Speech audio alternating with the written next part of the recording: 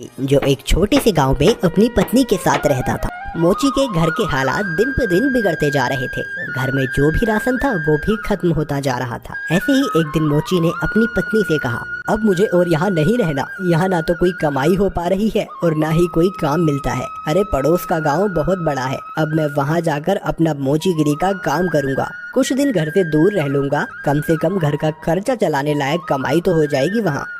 क्यों, वहाँ के लोगों के जूते चप्पल ज्यादा टूटे हैं क्या, जो आपको वहाँ जाकर ही मोचीगिरी करनी है? अरे अपनी जन्मभूमि में रहकर तो सिक्के कमाए नहीं जाते, पराए गाँव जाकर कमाएंगे ये पैसे।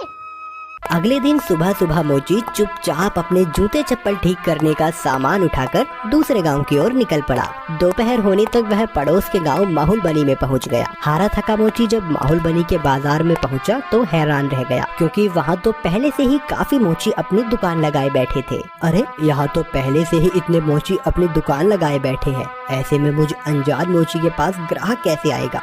लगता है यहाँ से भी खाली हाथ ही जाना पड़ेगा मुझे। नहीं नहीं, खाली हाथ घर भी तो नहीं जा सकता। तभी मोची को ग्राहकों को अपने पास बुलाने की एक युक्ति सूझी। उसने अपनी दुकान लगाई और उस पर एक बोर्ड लगाकर बड़े बड़े शब्दों में लिख दिया, जूतों का अस्पताल। हमारे यहाँ जूतों का इलाज किया जाता है। नए जूते बनवा लो, नए जूते बनवा लो, या अपने पुराने जूते बिल्कुल नए जूतों की तरह बनवा लो। लोगों ने जब ये सब देखा तो उन्हें कुछ नया देखने को मिला। नए जूते बनवा लो, नए जूते बनवा लो, या अपने पुराने जूते बिल्कुल नए जूतों की तरह बनवा लो। जूतों का अस्पताल? अरे भाई मोची, जरा मेरे इन जूतों का इलाज तो करो। हाँ हाँ जी सेठ जी, अभी किए देता हूँ। मोची अपने छोटे से अस्पताल पर बैठकर सेठ के जूतों का इलाज करने लगा। ये लीजिए, अब आपका जूता बिल्कुल स्वस्थ है। अरे भाई वाह, कितना हुआ इसका इलाज का खर्च? बस साहब, सिर्फ एक तांबे का सिक्का। लो ये लो। ऐसे ही दूसरा ग्राहक मोची के अस्पताल में अपने जूतों का इलाज कराने आया। मोची ने जूतों का इलाज किया, पैसे लिए और बाकी ग्राहकों का इंतजार करने लगा। आज तो मैंने बहुत पैसे कमा लिए हैं। अगर मैं ऐसे ही काम करता रहा तो बहुत पैसे जमा कर लूंगा और एक घोड़ा खरीदूंगा। उसने बहुत मेहनत से काम किया और कुछ ही दिनों में 4 सोने के सिक्के जमा कर लिए। उनमें से उसने 2 सोने के सिक्कों के बदले एक व्यापारी से एक घोड़ा खरीदा और घर लौटने का फैसला किया। अगले दिन उसने अपना सारा सामान बांधा और घर के लिए निकल पड़ा। अपने रास्ते में उसे एक घने जंगल से गुजरना पड़ा, जहाँ उसने डाकुओं का एक झुंड देखा। हे भगवान, ये तो डकैत लगते हैं। ये डकैत मेरा सारा पैसा ले जाएंगे और मैं एक बार फिर से गरीब बन जाऊंगा। अब मैं क्या करूं? मोची बहुत चतुर था। उसने हिम्मत नहीं हारी और उसने एक योजना बनाई। उसने एक सोने का सिक्का घोड़े के गले में बांध दिया और आगे चला। चोरों ने उसे पकड़ लिया।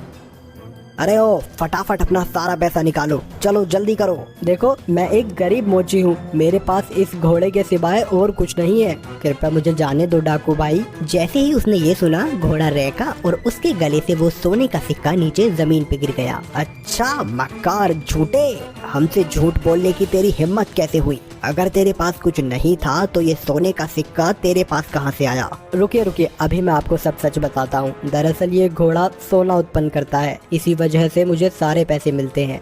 ठीक है, ये घोड़ा तुझे हमें देना होगा, हम तभी तुझे यहाँ से जिंदा जाने देंगे। नहीं, बिल्कुल भी नहीं। अगर मैं इसे तुम्हें दे दूंगा तो मेरे पास कुछ भी नहीं बचेगा। चलो, हम तुम्हें इसके बदले 50 सोने के सिक्के देंगे। ठीक है, पर एक बात का ध्यान रखना कि बारी बारी से अपने साथ इस घोड़े को रखना, वरना आखिर में तुम सब पैसे के लिए लड़ते ही रह जाओगे। मोची ने घोड़ा बेच दिया और घर लौट आया। वो बहुत खुश था कि उसे सोने के सिक्के मिले थे। इस पैसे से उसने अपने ही गांव में थोड़ी सी जमीन खरीदी। इस बीच डकैत भी घोड़े को लेकर अपने अड्डे पर पहुंच गए। वहां डकैतों के सरदार ने अपने आदमियों से कहा, इस गिरोह का सरगना होने के नाते इस घोड़े को सबसे पहले मैं रखूंगा। उन सब ने अपने सरदार की बात मानी और उस रात सरदार अपने अड्डे पर उस घोड़े के साथ सोया। अगली सुबह जब वो उठा तो उसने देखा कि वहाँ अस्तबल में कुछ भी नहीं था। उसने पूरा अस्तबल सही से देखा पर उसे कुछ नहीं मिला। वो जान गया कि इस मोची ने उसे बेवकूफ बनाया है। इस बीच एक और डकैत वहाँ आया। सरदार, आपको सोना मिला? हमें भी बताइए कि कितने सोने के सिक्के घोड़े ने उत्पन्न किए। तुम खुद ही ये पता लगा लोगे जब आज रात तुम खुद ही इस घोड़े को रखोगे। सरदार ने किसी से कुछ नहीं कहा, क्योंकि वह अपने आप को बेवकूफ साबित नहीं होने देना चाहता था। एक एक करके सभी डकैतों ने घोड़े को अपने साथ रखा, पर उनमें से किसी को कुछ नहीं मिला। वे सब समझ गए कि उन्हें बेवकूफ बनाया गया है। उस मोची ने हमें बेवकूफ बनाया है, अब हम उसे सबक सिखाएंगे। सरदार, उसने ये साधारण सा घोड़ा हमें 50 सोने की मोहरों में बेचा है। हम उससे अपना पैसा वापस लेंगे और हमें धोखा देने की जुर्रत की सजा देंगे। हाँ चलो चलो। वे सब के सब मोची के घर की तरफ निकल पड़े। मोची अपने खेतों में काम कर रहा था। उसने सभी डकैतों को अपने घर की तरफ आते हुए देख लिया। मोची जल्दी से अपने घर में गया और अपनी पत्नी से बोला, अरे भाग्यवान, मेरी बात ध्यान से सुनो। अभी एक डकैतों का झुंड यहाँ आएगा और जब वो मेरे बारे में पूछे तब तुम उनसे कहना कि मैं खेतों में काम कर रहा हूँ। फिर हमारे कुत्ते जबरा को भेजना मुझे बुलाने के लिए। ये कहकर वो अपने घर के पीछे छुप गया। कुछ देर के बाद चोर वहाँ आ पहुँचे। वो मोची कहाँ है? बुलाओ उसे, हम उससे बात करना चाहते हैं। वो तो खेत पर गए हुए हैं। आप रुकिए, मैं अभी अपने कुत्ते को भेजती हूँ उन्हें बुलाने के लिए। जबरा, तनिक अपने मालिक के पास तो जाना और जाकर उनसे कहना कि कुछ लोग उनको बुलाने आए हैं। ये सब क्या है? क्या जबरा सचमुच तुम्हारे पति को यहाँ ले आएगा? जरूर, वो हर बात समझता है। जब वो खेत पर होते हैं और मुझे उनसे बात करनी होती है तो मैं बस जबरा को उनके पास भेज देती हूँ और जबरा मेरी बातें उन तक पहुँचा देता है। डकैत मोची की पत्नी से बात कर रहे थे, तभी मोची वहाँ आ पहुँचा। ओह डकैत भाई, आप आए हैं। जबरा ने मुझे बताया कि आप मुझसे कुछ बात करना चाहते हैं। हमें तुम्हारे इस घोड़े से कुछ नहीं मिला। तुमने हमें धोखा दिया, हमसे झूठ बोला। अरे आप कैसी बात कर रहे हैं? मुझे लगता है आपको कुछ तो गलतफहमी हुई है। आज जो कुछ भी मेरे पास है सब कुछ उस घोड़े की बदौलत ही है। अच्छा चलो ठीक है, हम तुम पर एक बार और विश्वास करते हैं, पर उसके बदले तुम्हें हमें ये कुत्ता भी बेचना होगा। अरे नहीं, बिल्कुल भी नहीं, मैं इस कुत्ते को तुम्हें नहीं बेच सकता। अरे चलो, हम इसके लिए तुम्हें 40 सोने के सिक्के देंगे। थोड़ा इनकार करने के बाद मोची सहमत हो गया कुत्ता बेचने के लिए। चोरों ने जबरा को लिया और चले गए। जब सभी डकैत अपने अड्डे पर पहुंचे तो सरदार ने ऐलान किया कि वो पहला होगा जो कुत्ते को अपने पास रखेगा। बाकी डकैतों ने उसकी आज्ञा मानी और चले गए। सरदार ने अपने बेटे श्याम को बुलाया। सुनो श्याम, मैं अब काम पर जा रहा हूँ। अगर मेरी जरूरत पड़े तो इस कुत्ते को मुझे बुलाने के लिए भेज देना। जैसा आप कहो पिताजी। कुछ देर बाद एक डकैत को अपने सरदार से एक काम आन पड़ा। उसने श्याम के पास आकर सरदार को बुलाने के लिए कहा, आप रुकिए, मैं तुरंत उन्हें बुलावा भेजता हूँ। जबरा, जा और जाकर पिताजी से कहना कि कोई वहाँ आया है उनसे मिलने। जबरा सरदार के अड्डे से भागा और बजाय सरदार के पास जाने के वो सीधा मोची के पास गया। जब सरदार घर वापस आया तब उसने देखा कि जबरा वहाँ नहीं था। वो जान गया कि जबरा जरूर अपने मालिक के पास गया होगा, तो वह अकेला फिर से मोची के घर गया।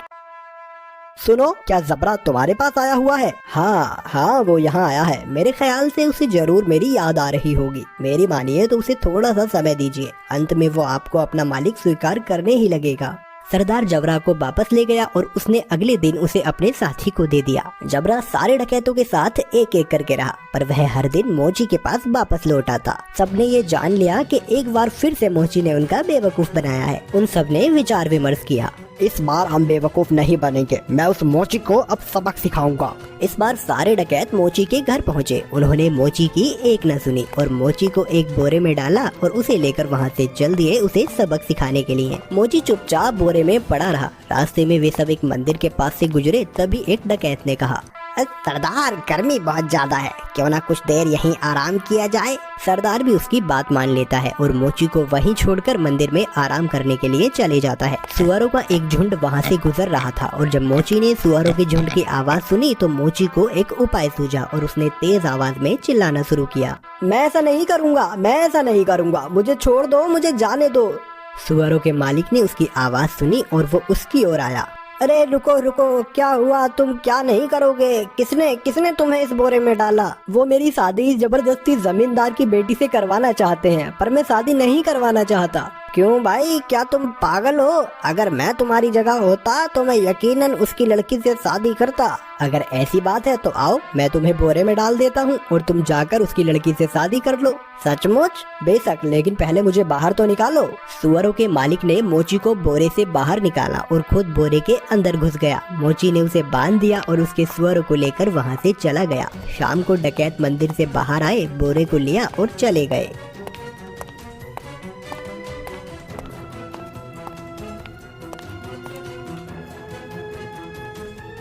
क्यों ना इस मोची को हम यहाँ इस कीचड़ में फेंक दें, ये इसे अच्छा सबक मिल जाएगा।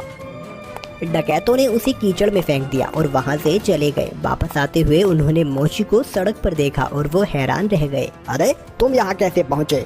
डकैत भाई, उस कीचड़ के नीचे एक जादू स्थान था और वहाँ बहुत सारा सोना था और बहुत सारे सुअर उस सोने की रखवाली किया करते थे। मैं इन सुअरों की मदद से वहाँ से वापस आया और कुछ सोना भी अपने लिए लेकर आया हूँ। अब फिर से वहीं जा रहा हूँ। अरे सुनो, हमें तुम उस जादुई स्थान पर ले चलो और खबरदार, तुम वहाँ रखे सोने को अब हाथ भी नहीं लगाओगे। पर मैं अरे जैसा मैं कहता हूँ वैसा करो। ठीक है, अगर तुम जोर देते हो तो। डकैतों का झुंड उस कीचड़ के पास आ पहुंचा और एक एक करके कीचड़ में कूद गया, लेकिन किसी के हाथ कुछ न लग सका और इस तरह फिर एक बार मोची ने अपनी